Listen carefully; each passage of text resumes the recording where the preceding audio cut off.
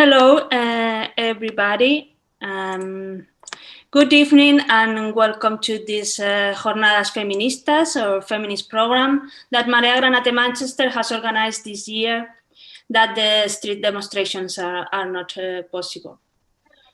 Today's talk is in English. However, the program includes a second talk that will be in Spanish next Tuesday about patriarchy, poverty, and precariousness, given by our colleagues from Oficina Precaria in Edinburgh, also at 6 p.m. For those of you that don't know us, we are Marea Granate Manchester, also called Maroon Wave in English, and it's a feminist, transnational, non-partisan organization formed by immigrants from the Spanish states and supporters. We combat the causes of the social and economic policies that forced us to emigrate. Given by our colleagues, we boost also new ways of political participation, self-organization, and the defense of rights beyond borders. Today, it is with immense pleasure and our great honor to welcome Dr. Tasneem Perry. We are delighted that she accepted our invitation to talk about female genital mutilation, also known as FGM, and also about her life experience. We want to acknowledge FGM as one of the most horrendous violence against women and to fight for its eradication. Please, feel free to send any question or comment to the speaker through any of our social media, Facebook, Twitter, or Instagram. And also you can email us to manchester@mareagranate.org.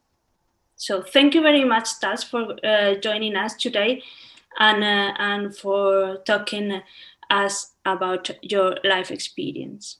And whenever you're ready. We cannot hear you. Sorry. So thank you. This is everything to do with Zoom forever. So thank you so much for giving me the opportunity to be here today. So I'm going to start sharing and share my presentation and talk you through what's happening. So today's talk is about female genital mutilation. It's also called FGM or FGC. Now, this is an interesting discussion that we need to start off with immediately. So some people call it female genital mutilation. Other people call it female genital cutting. And they try, by not calling it FGC, to kind of suggest that what's happening is less severe, less vital, less barbaric. I come from a point of view that whether you cut off my finger, my hand, or the tip of my finger, it's all harm, and therefore it's all mutilation. So that's my personal stance on it. So the WHO talks or describes FGM or FGC as a procedure that involves the partial or total removal of the external female genitalia or any other injury to the female organs for non-medical reasons. And I think this is one of the things we really need to focus on. It is not a medical practice, and it is any kind of harm.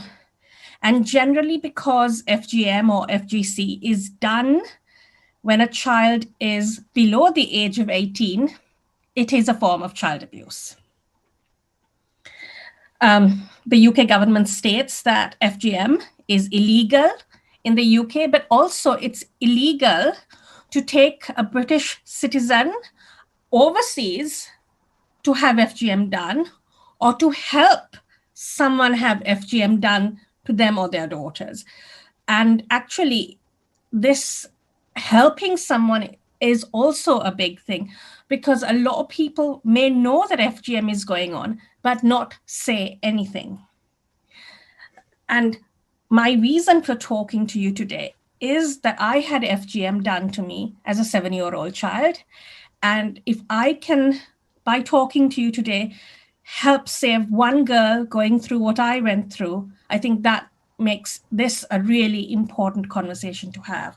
So in the UK, in England and Wales, we have around 200,000 women and girls who are affected by or have the possibility of having FGM done to them.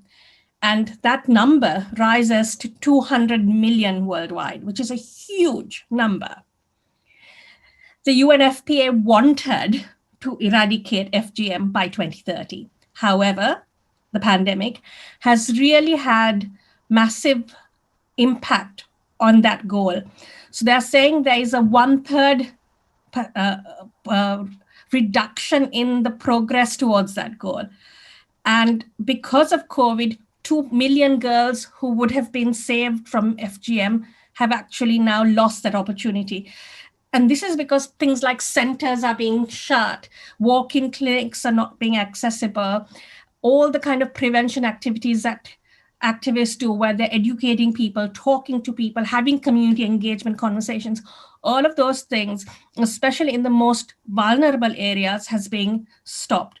One, because of the pandemic, and also because all the money and attention has been diverted towards the pandemic, and FGM has fallen far down the list of priorities.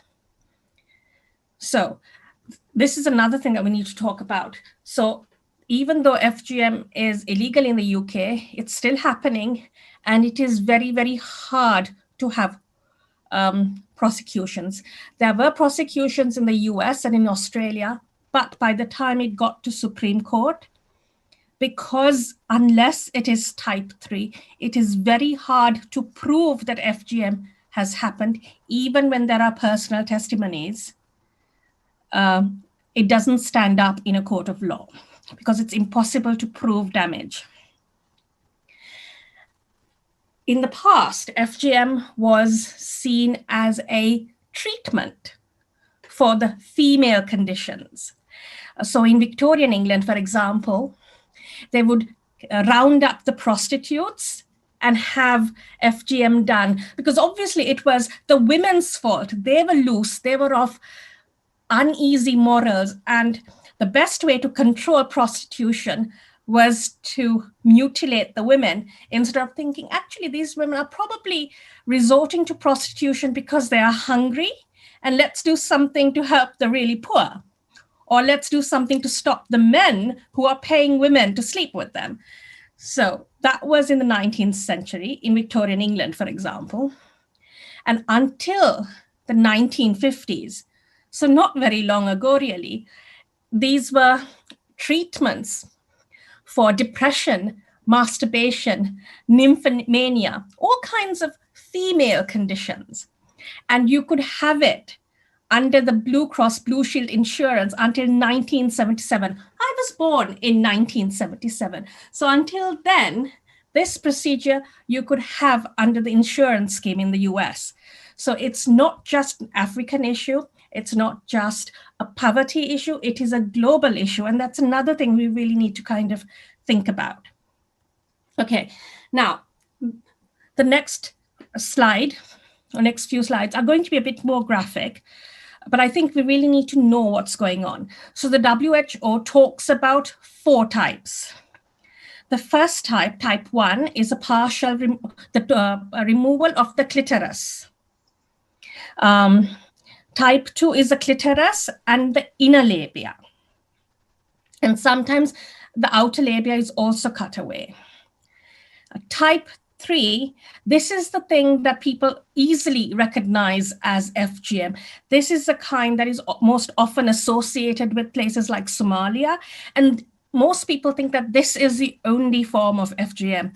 This is not the only form. There's lots of other forms.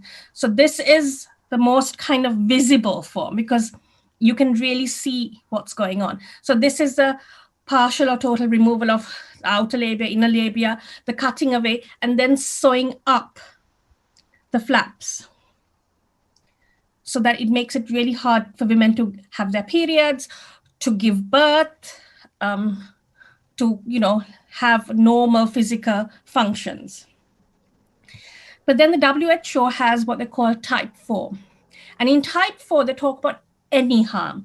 So in some places in Asia, for example, they have what they're calling piercings or burnings or scratchings, or they'll use a pinprick and then apply ash and all kinds of different practices to the female organs, generally to the clitoris. So the WHO says all of those things are what they consider FGM, and all of it is harmful. As I start talking about my personal story, I'll talk to you about the different kinds of harm. So yes, you have the obvious physical harm, but then let's think about what else we categorize and think of as harm.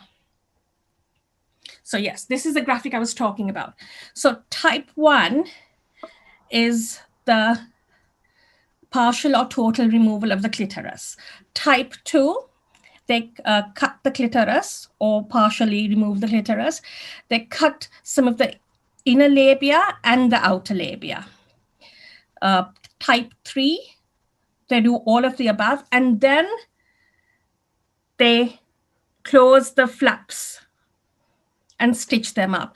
And depending on where this is done, sometimes they're using things like thorns to hold the flaps of skin together. Sometimes they're actually stitching it together. So the psychological and the physical trauma that happens when this is done is immense. But also consider what it does when women have to give birth. I have spoken to midwives in Britain, in England, and when women come to give birth, sometimes from these areas, they cut the stitching open, allow the woman to give birth, and then they stitch her up again. My question was, why did you stitch her up again? And the midwife said, oh, that's their culture. That's how she came, so that's how we sent her back. So we really need to think about how we are responding to this situation.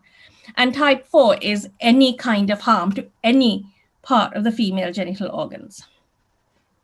So who is FGM done to? FGM is carried out on girls and young women ranging from just a few days old, so soon after they're born, right up till their teens. Generally, it happens between the ages of 5 and 8. So just about when girls are getting ready to menstruate, just before they become women.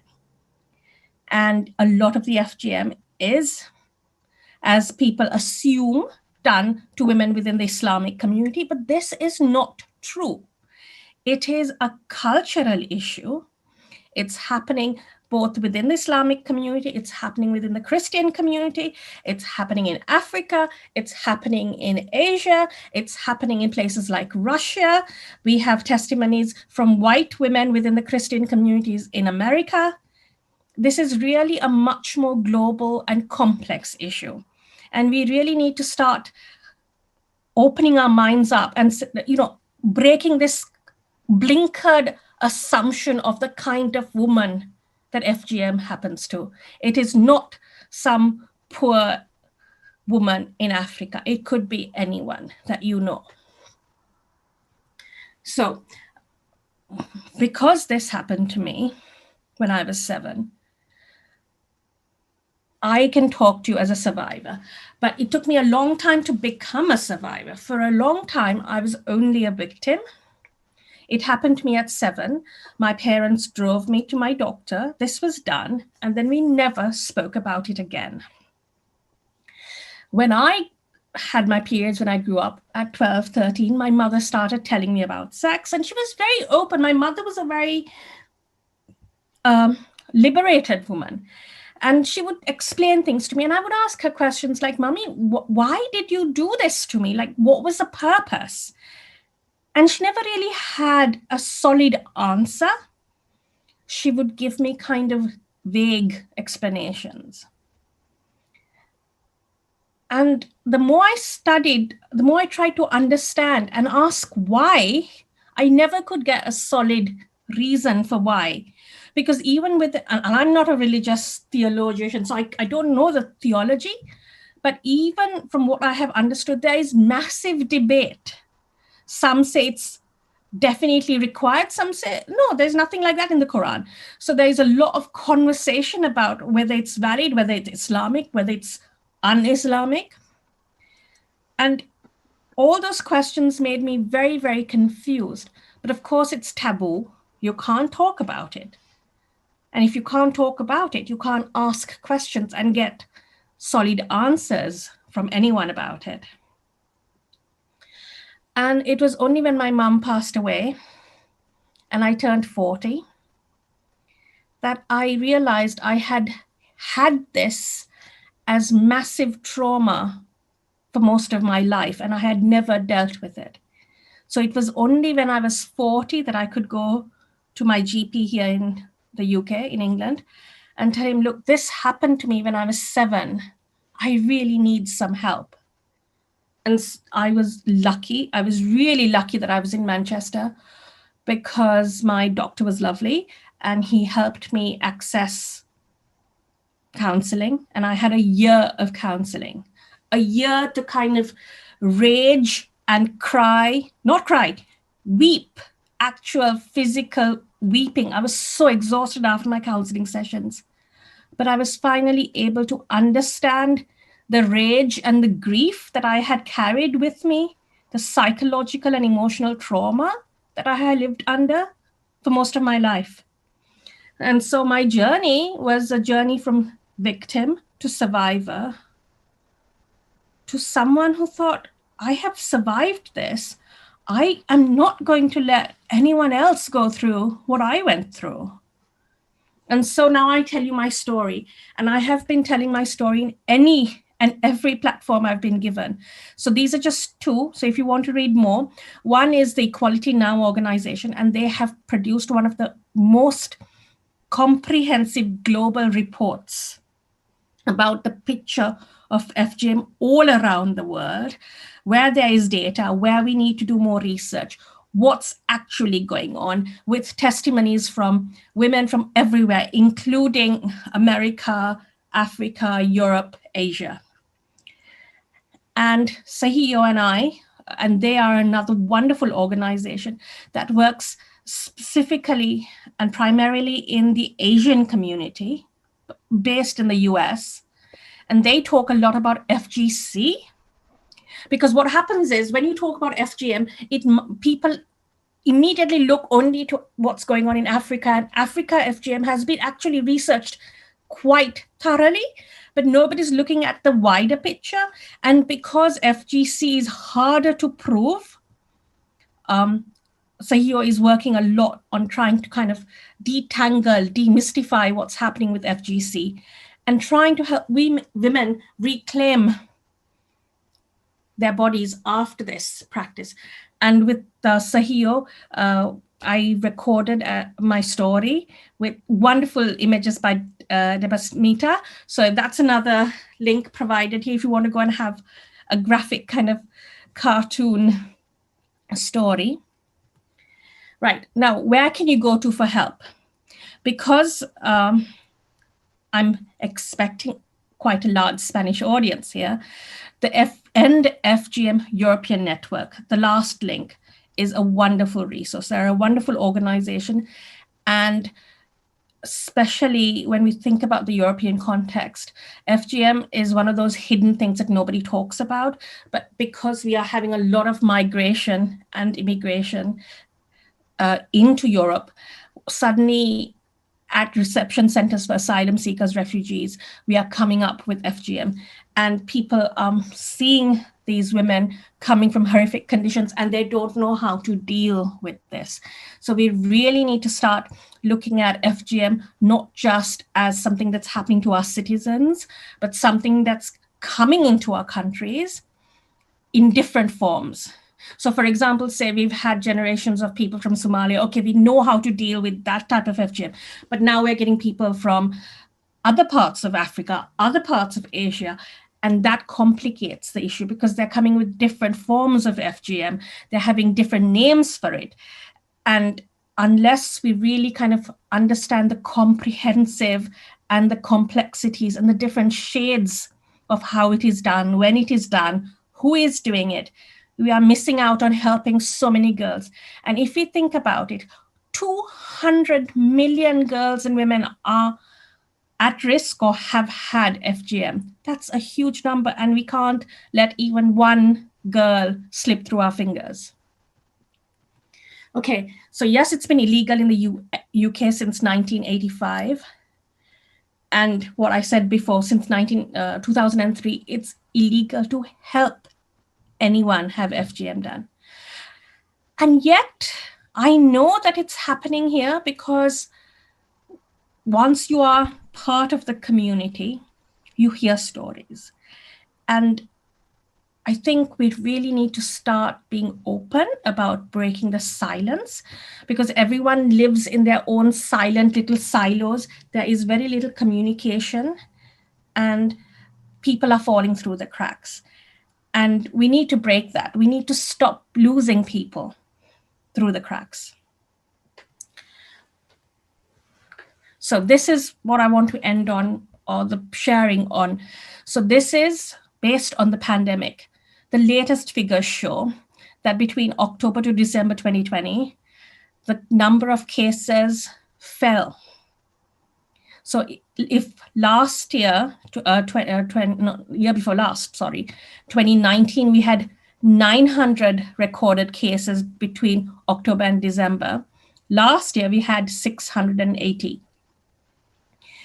And this massive drop is because services for women have been closed, walk-in centers have been shut, people have been stuck at home.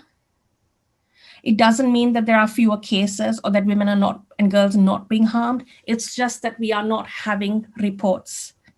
And between July and September, the number of cases fell even further. So, on a comparative basis, FGM, we think the numbers have actually gone up, but the cases being reported are falling. And I think that's another thing that is really problematic. So much is going on behind closed doors. And because of the pandemic, there's just no access for women who need help. So that's me. I'm going to stop sharing my screen. And now I will tell you my story in full. So when I turned 40 and I started having counseling, the things that I started to understand were that because there was no valid, real reason, my mother and father did this purely for a cultural reason. And it came from a place of love. My parents loved me. I was their only child. They wanted the best for me. And so, when you have all this anger and guilt and rage and confused feelings, who do I hate? I can't hate my parents because they did this for me because they loved me. They wanted me to be a pure, clean wife, a good wife, a wife that they thought, because I had been mutilated, would not cheat on my husband. And that is something that boggles my mind, really. That patriarchy was so kind of deeply entrenched in the cultural practice that my parents, who were educated, who traveled, who lived in Europe, my dad was in England for 10 years, my mom in England for 5, that they didn't even question whether this would cause me any kind of harm. And when I was in my 30s and I started asking Mummy more questions, my mother would cry. And, I wasn't asking her questions to break her heart and make her cry. I kept asking her questions because I really wanted to try and understand how she could do this to me without thinking further, without questioning the practice. And of course, when your mother cries, you don't push the issue, so the conversation would stop there. And I want to tell women, if you are listening now, stop, think about what you are going to do to your child. Even if you say, oh, but we are not doing FGM, we're only doing FGC, it's only Khatna, it's only Khafs, it's only Sunnat, it's only Sunnah, whatever term you use. It's not just about physical harm. It's about psychological harm, emotional harm. The trauma that I carried has stayed with me. And even after a year of counseling, even after I feel I am so much stronger, so much more resilient, there are parts of me that I will never be able to get back. And I will always wonder, what would life have been like if I was whole? What would sex have been like if I was whole? And so it took me a year, but I finally had an appointment with a specialist gyno here in Manchester. And she was an excellent doctor. And she examined me and she said, and I started my appointment by telling her doctor, this happened to me when I was 7. So I was coming to her as a survivor and saying, this happened to me when I was 7. And she examines me and says, I can't see any visible scarring. You could have been born this way with no visible clitoris. So that conversation of me saying, this happened to me as a child is completely ignored, because what happened to me happened under medical settings. It was done well. And so there was no physical scarring. So she dismissed what I said. And she tried to be kind, and she tried to say, women's bodies come in all shapes and forms, and women's vaginas are different, and clitorises can be different, and you could have just been born this way. But I am telling her, my parents had FGM done to me when I was 7. So there is this, we are saying something as victims, but medical professionals are hearing something completely different. Because I wanted her to say, yes, I can see that you are not normal, but she couldn't. She said, yeah, everyone is born differently. So I shall end it there. And Francesca and I will have a little conversation maybe, and I will answer some of your questions. And we will take this conversation further, because I always feel that FGM is such a taboo subject that people probably have loads of questions, but are afraid to ask because of cultural sensitivity or religious sensitivity, or just because they're afraid to upset someone. I can't be upset on this. I want to answer your questions, and I want us to break the silence and really talk about these important topics. So if there's any questions or comments, please get in touch. Well, thank you very much, Tas, for this talk. We really appreciate that, and we feel very fortunate of having you with us today. I think, I have millions of questions about this issue. It is not easy to find people who talk openly about that, and that's also make us feel very, very grateful for having this opportunity today. So you said that you got the FGM done when you were 7 years old. What are the normal ages that girls can get this done? So it entirely depends on the community or the family or the background you come from. So I was born in Sri Lanka, and I come from the Dowdy Bora community. And within my community, it is customary for girls to be done at the age of 7. There's another community, for example, in Sri Lanka called the Malay community, which is connected to the communities in Indonesia, Malaysia, Singapore, for example. So if you come from one of those cultures, it can be done when girls are babies, so around 40 days old. It is purely dependent on your background. In certain parts of Africa, it can be, the cutters will come to a village, for example, and all the girls will just get done on the same day. So then they'll range from between 8 to 14, for example. During the pandemic, so I was part of a UNFPA, UNICEF conversation of FGM prevention in humanitarian situations. This was in October, November last year. And we were talking with wonderful activists who work a lot in Africa. And they were saying, you know, because of the pandemic and girls were stuck at home and not going to school, cutters would go from door to door saying, your daughter is at home, she has time to heal. Can I cut her? So then the ages were again varied. And this was in parts of Kenya, for example. So I can't give you an age, but generally between babyhood until she grows up. Mm-hmm. We have got now also Esther here online connected, and she may have got and Celia as well. They were also checking the social networks for any question that audience could have. So welcome, the both of you. Hello. And Hi, Tas. Hello. So you have any question already? You can. I have been. Oh, first of all, thank you for the talk. It's very impressive that you can express yourself in the way that you are doing, talking about your own experience. Thank you so much for sitting with us.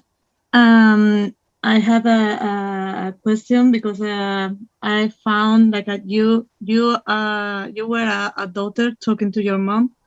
How can people who is not relative to anybody approach a mother who is thinking about get her daughter done? Yeah, no. It's you know, it's one of those really important questions to ask. And the thing is, it's such a hard topic to approach. And I think sometimes, even if you don't talk about it directly, it's just giving women an understanding that it's okay to talk about personal issues. That's if you have something you want to talk about, that I will listen. So in 2016, I joined my local women's institute. It's called the WI, and it's a big organization in the UK. It's over 100 years old. And when I joined the WI, every year they have many resolutions, and they select one which then becomes a national resolution. And in 2016, one of the resolutions that was up for debate was FGM. And because it's mainly white women, for example, who talk about it, they always have FGM as a topic, but it has never been the main topic because people are afraid, what can we do? You know, it's how can we help? And I remember standing up. It was the first time I had ever stood up. And I stood up and I said, you know, don't dismiss FGM. It's a really, really important issue. And it has happened to me. I don't know how I did it, but that was the first time I ever said. And then when I went to my doctor, one of my friends, because I was on the committee that year, one of my friends from the committee went with me to the GP. And all she did, she sat next to me and held my hand. She didn't open her mouth. She didn't say anything, but she gave me the courage, the confidence to tell my GP, this happened to me. I need help. So sometimes, you know, you don't have to do anything, but you can be a real friend and an ally so that when a mother is thinking about doing her daughter, she can say, this is coming up. My family is pressuring me to do it, for example, or I think I have to do this because it's a requirement and I don't know what to do. Sometimes all they need is one friend who is outside the community or the circle or the connection who they can rely on to just listen. And it's so important to be an ally who listens and doesn't judge. Or say, I don't know anything about your culture. I can't really say anything. Because it's not happening to women over the age of 18. Mostly it's happening to young girls. And so it's child abuse, you know, because you don't have consent, you don't know. I mean, even if my parents had sat me down and said, darling, we are going to do this to you. I was 7, what consent could I have given? I mean, nobody asked me, but you can't give informed consent. And a lot of the children are much younger. And if you've grown up in that community, it's normal.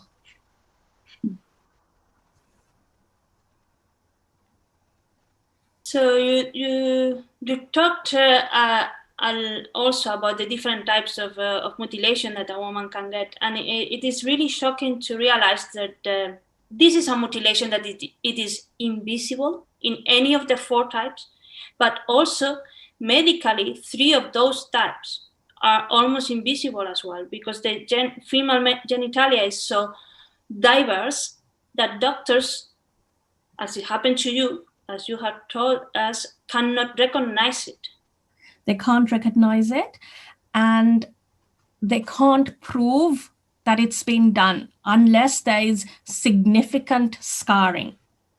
So, for example, I have a person I know, and she was done in Sierra Leone. And when they did her and her sister was done, it went fine. There were no problems.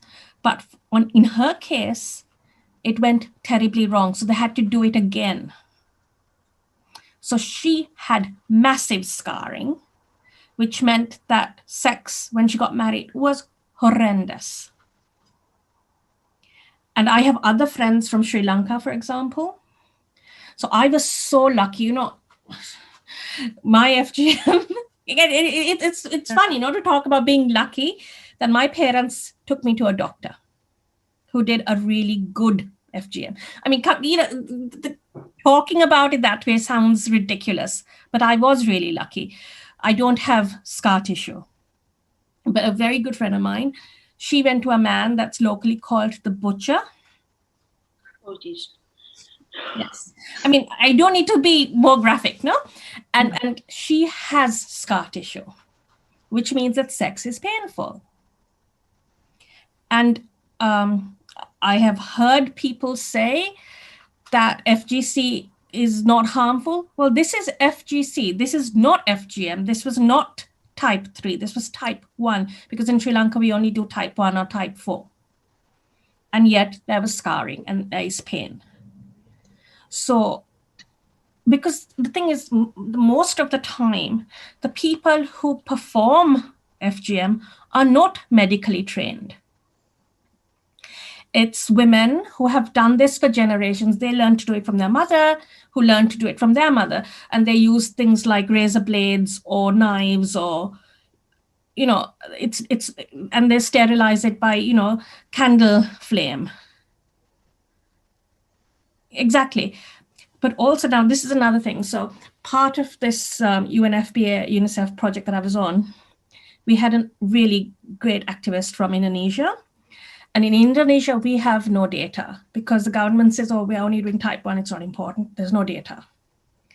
But activists say most of the women have been done. So the numbers are horrendous, but we have no data.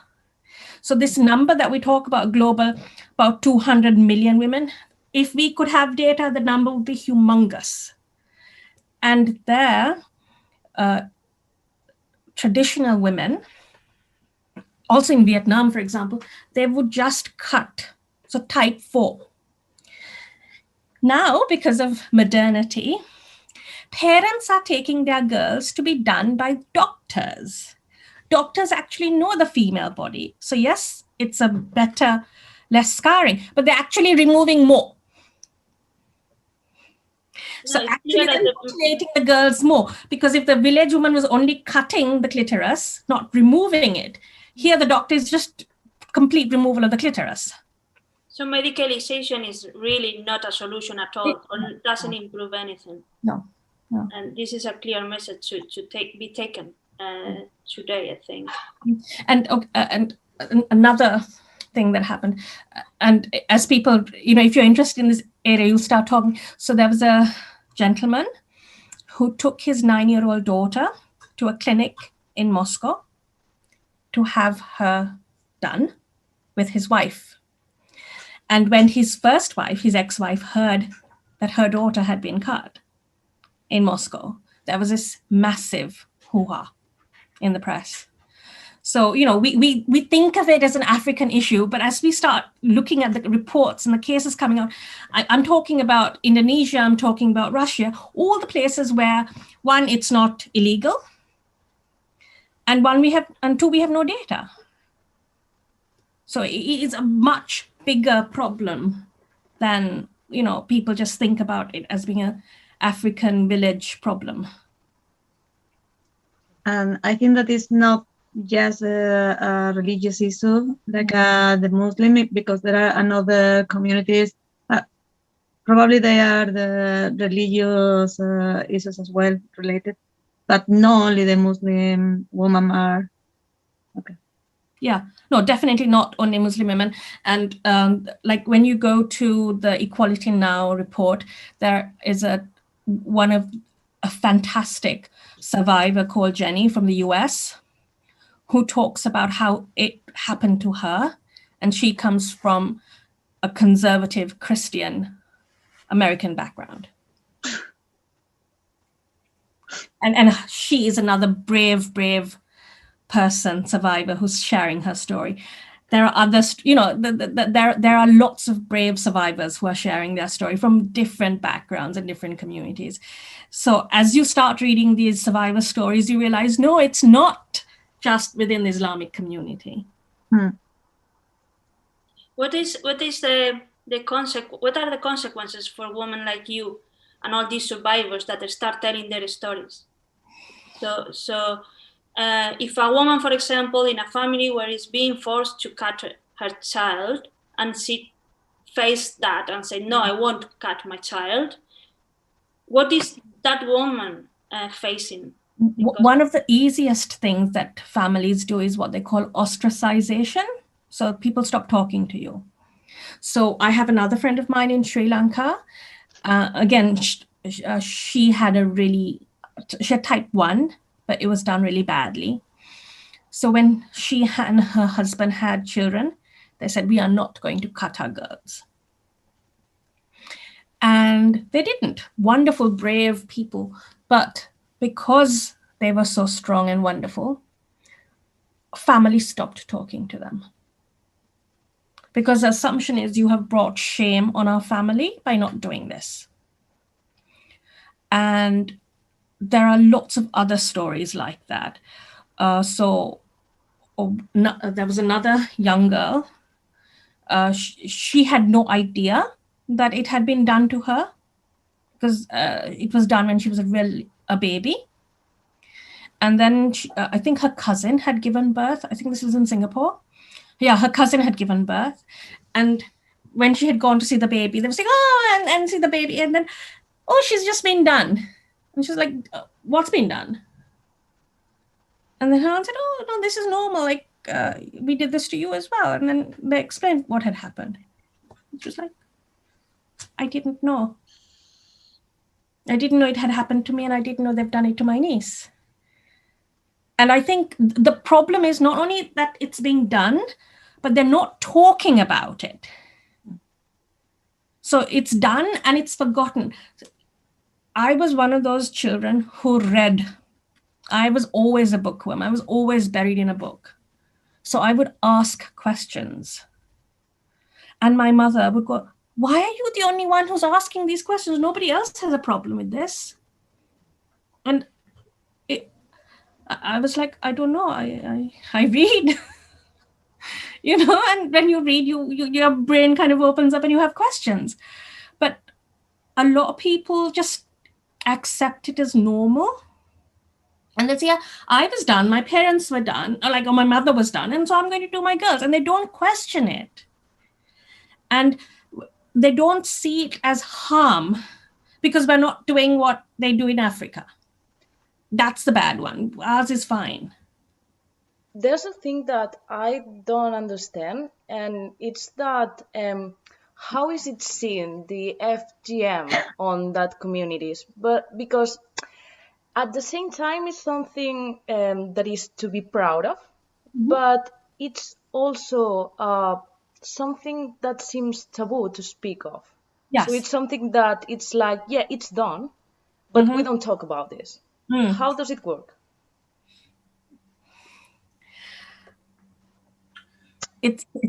I don't have an answer. I don't know what to tell you, because your question makes so much sense, but I don't have an answer. It's an assumption, it's a requirement, it's patriarchy. This leads immediately on to your next conversation that you're going to have on Tuesday about patriarchy and how insidious it is, and how, we have taken on these things that come from patriarchy. We don't question it, and then it's women who are using it on other women. Like a lot of the times, you'll have testimonies and the fathers will say, I didn't know you did my daughter. Nobody told me. So the man doesn't even know that the grandmother or mother has taken the daughter to be done. Yeah. The silence around the issue is huge. And yet it is a requirement culturally or in the family, or depending on how you interpret your religion. Again, because there's so much conflict. Like a lot of people will say, no, this is completely un-Islamic. There is no, anything in the Quran. This is wrong. And they will be really stringent about that. This is not Islamic. You shouldn't be doing it. And yet, on the other hand, other people who are interpreting the laws differently will say, no, this is a requirement. You must do it. And that's another conversation. That's a conversation that is beyond us. Because I'm not talking about religion. I'm talking about harm and preventing harm. Because for me, it took, I'm still struggling with this issue. I am, a year of counseling, education, support, everything later, I'm still struggling with it. And even though I'm being articulate and talking about it, there is a little bit here that still is asking why. And I will never get an answer for that why. Because no answer is good enough. Yeah, of course. If we move now to the UK, where we live, it is obvious because of the data that are available that is happening. It does happen. It is also forbidden, so it is illegal to do it, but it still is happening. So do you think that here governments are doing as much as they can? I mean, I don't want to only talk about the UK, because I imagine it's a very similar situation in the whole Europe. Yeah. So let's put it in Europe. What can the governments do to avoid that? And what can we activists do to push the governments to do something else about this? Most important thing is education. Educate people that this is happening. Educate people that it's happening in different ways, that it's not just, that it's not only African girls or girls from an African background or whatever who are at risk.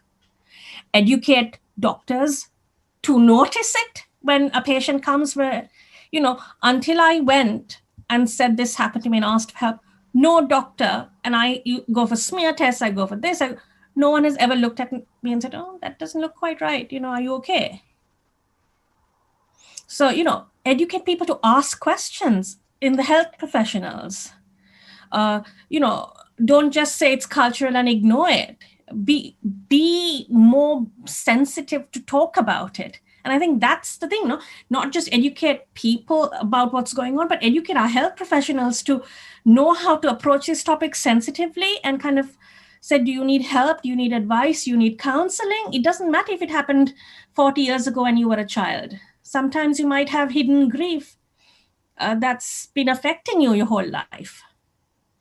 So the thing is that if, looking at those numbers and looking at your experience and experience of others, that doctors don't always recognize that. So there must be many more. Yes.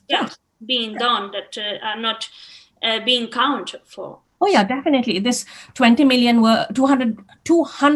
worldwide number is a drop in the ocean. I mean, if we had more data, the numbers would definitely be higher. And 200,000 in the UK, that number is definitely higher. So yes, definitely. We just don't have people coming up and saying, I was done.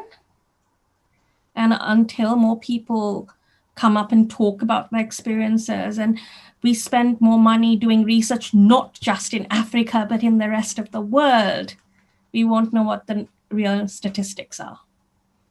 And, we need to stop focusing only on one kind of FGM and look at FGC and include FGC in our thinking of FGM. I mean, this is why I only call it FGM. For me, any kind of harm is female genital mutilation, not just what's happening in Africa. Because everything is harm and everything is mutilation. Yeah, and then, for example, I am thinking on all those immigrants that are coming to Europe, for example, and women that are giving birth and have been mutilated, and then the doctors don't realize. Or they realize, but they're not doing enough to help. They may don't have the skills either. I mean, the training to do that. Yes. I mean, so part of the work I did last year, we had activists from Italy, for example, and they've, because of where they're placed in Europe, they're having a lot of migration. And they're saying, at reception centers, they just don't know how to deal with all of these things. The people who want to help are not educated. So the lack of education is on so many levels in so many places. And, certain aid organizations are very much interested in maternal mortality and female mortality. So that's all they're focusing on, like MSF. And they don't have the time to worry about prevention because they're trying to save people's lives. So we need to kind of, FGM needs to be inserted into all level discussions about gender-based violence against women, because there are so many repercussions. So for example, in Yemen, there's a lot of, because of civil conflict and all, there's a lot of young girls, child marriage, prostitution, and a way of purifying daughters if they've been abused or have had, had child prostitution or child marriage is FGM. So one type of gender-based violence affects another type of gender-based violence. The issues are so multi-layered and so complex. Yeah. And they're all doing different types of FGM. So, because of Middle Eastern conflicts, there's mass migration of people.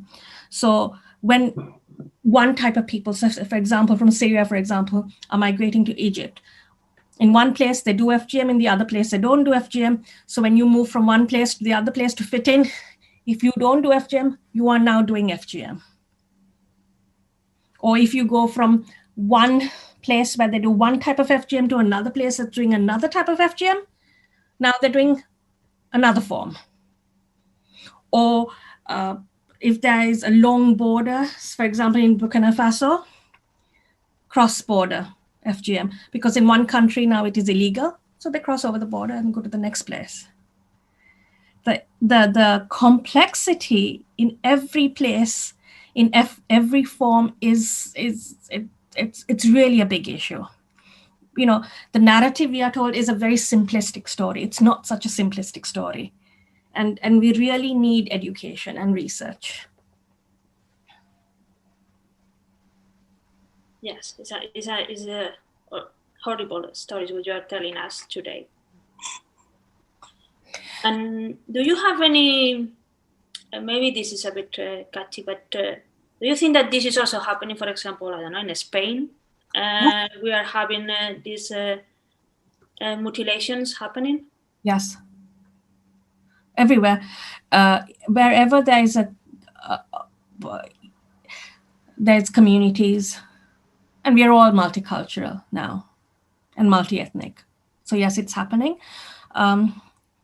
So in one of the projects I was involved in, we had an anonymous story from a girl who was in Spain, who was cut. And she talks about what happened to her when she went to have her baby in a Spanish hospital. And that story was really painful to listen to. So it's gender-based violence, it's racial violence. Yeah.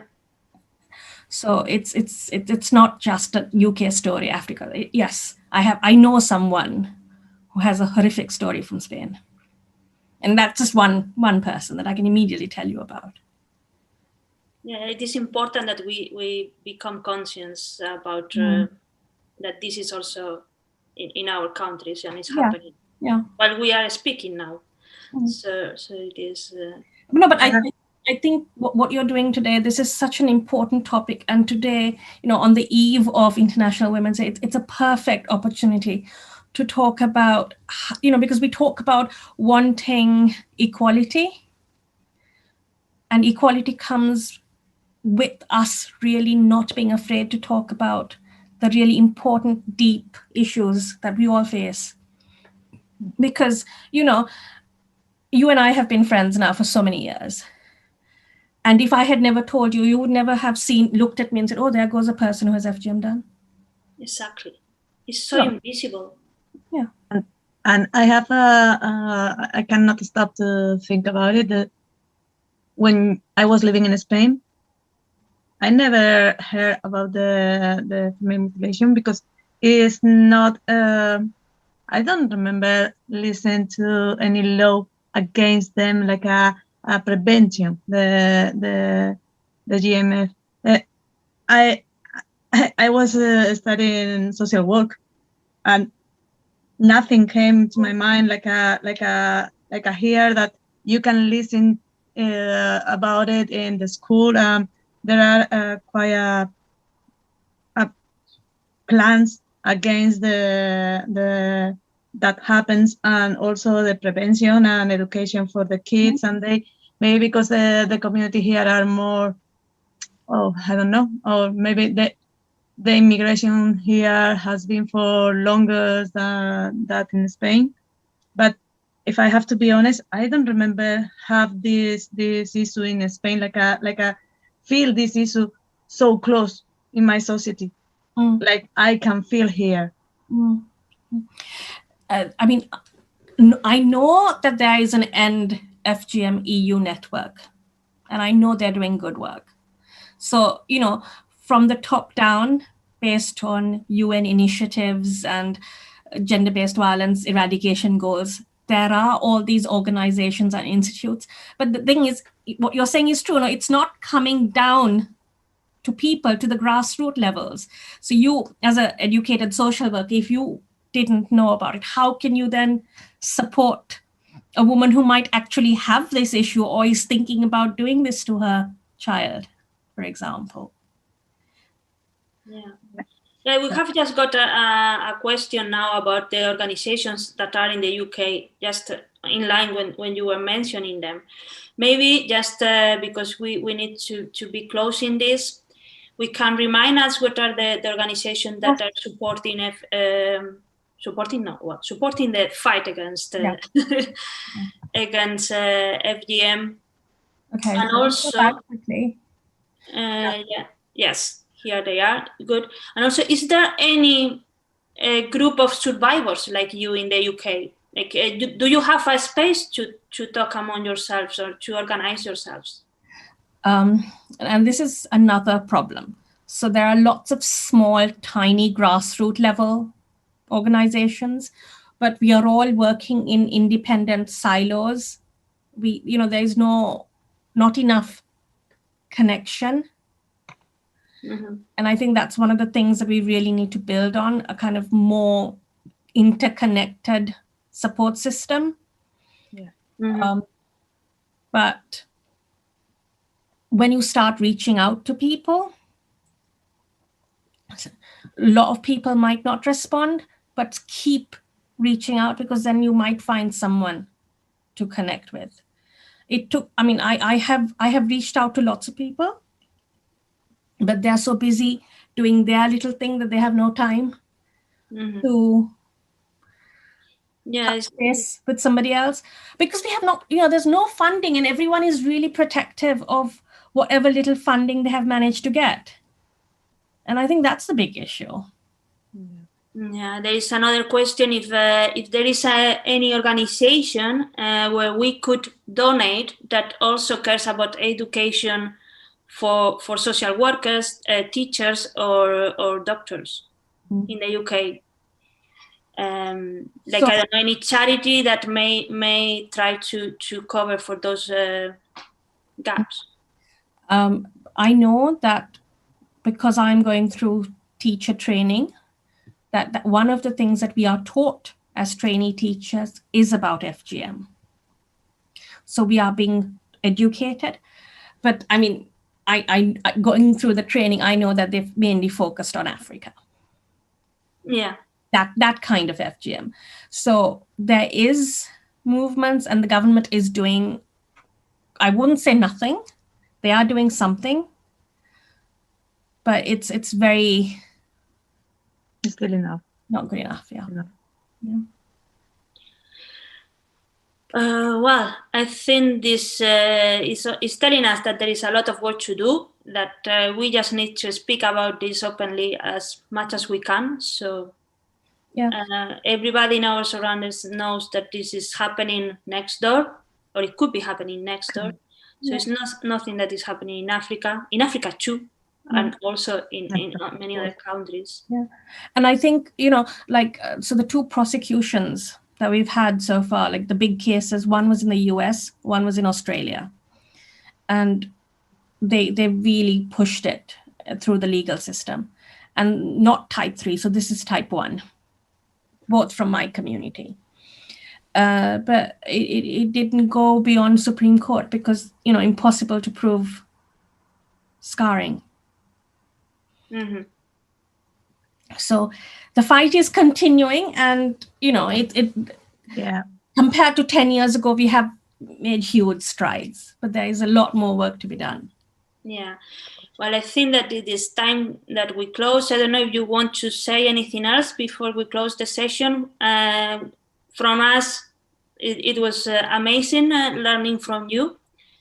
And thank you very much. You are very brave, and we will try as much as we can to encourage people to talk about this in our surroundings, so we can maybe contribute to your war, because it's not a fight, it's a war.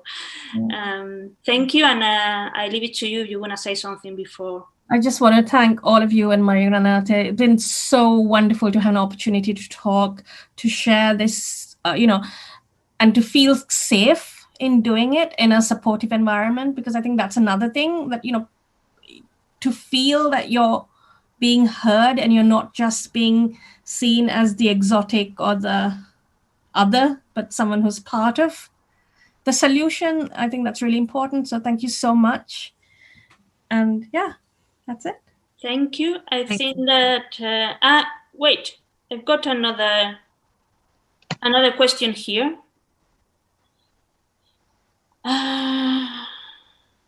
Yes, it is about how to, sorry, that was a last minute question, but I think it's worth it since we have you here. So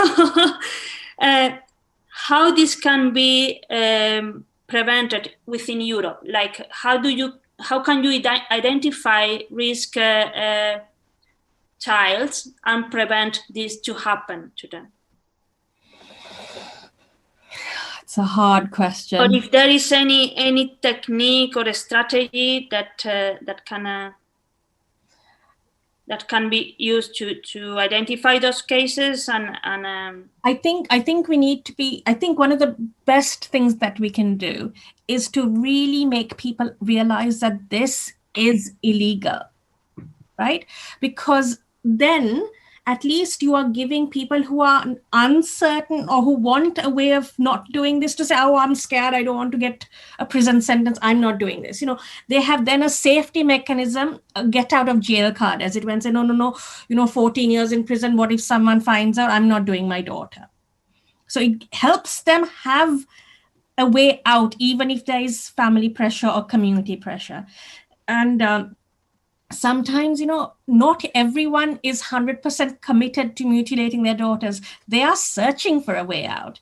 So, making it really obvious, let people know, yes, that this is a crime, you can go to jail for it, or saying that it's, we are here to listen, we are here to help you. Because sometimes, a lot of young mothers, they don't have anyone to help them. They're married young, they have children young. Even if they don't want to do their girls, if they don't know who to go to for help, how are they going to save their children from being done? Yeah, it's a much deeper problem, in many cases. Yeah, so it's a long way to go, and thank you very much for fighting and for being such a warrior and such a role model for us. I think that you are giving us an incredible example of bravery. Thank you. And I leave it to now Celia to close the live streaming. Thank you. Thank you all for watching it now or whenever you are watching it. Thank you. Thanks a lot.